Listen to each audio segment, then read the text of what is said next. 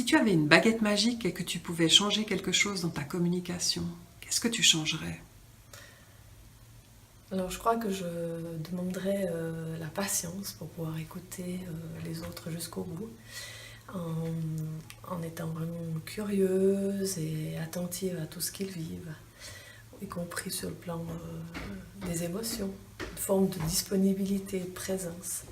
Donnerait la capacité de comprendre tout ce que l'autre veut dire, autant dans son verbal que son non-verbal. Ce serait, je pourrais tout comprendre comme ça d'un coup et du coup mieux communiquer avec. Parce que Là, j'aimerais bien ralentir le temps de ma réaction. Parce que j'aimerais bien être capable de prendre du recul avant que je réponde. Je crois que j'aimerais assez souvent avoir la possibilité de parler plus clairement, le temps de choisir mes mots et puis de faire que les émotions prennent moins le dessus sur ce que j'ai à dire.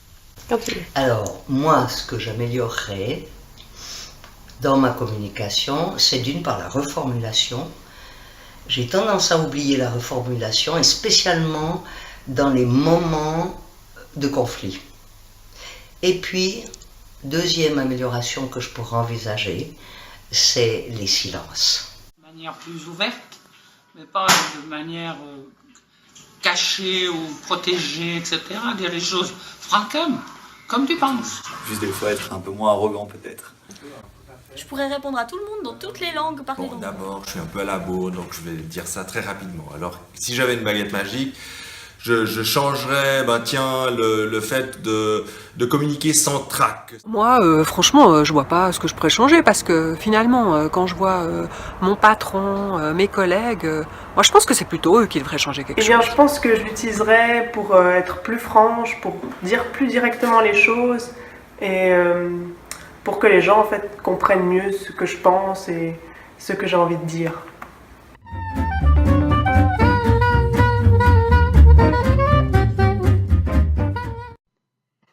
Dans toute communication, il y a au minimum 2 personnes que l'on appellera l'émetteur et le récepteur. Sachons bien que dans la vraie vie, nous sommes tout à la fois des émetteurs et des récepteurs.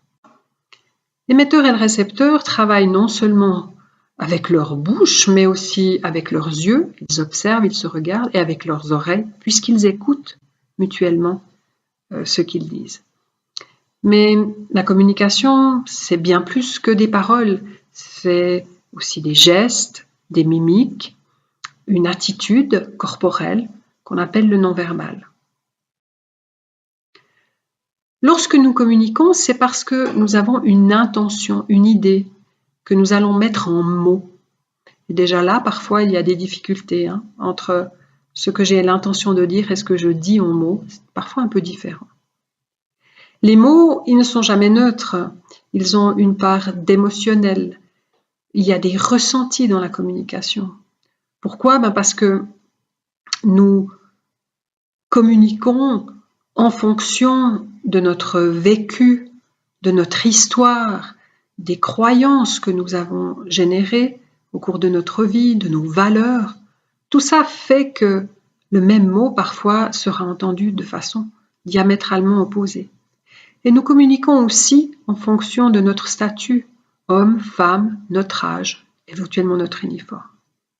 Et on peut parler de communication uniquement s'il y a du feedback, un retour, sinon ce n'est pas de la communication. Il faudra aussi tenir compte de la partie relationnelle.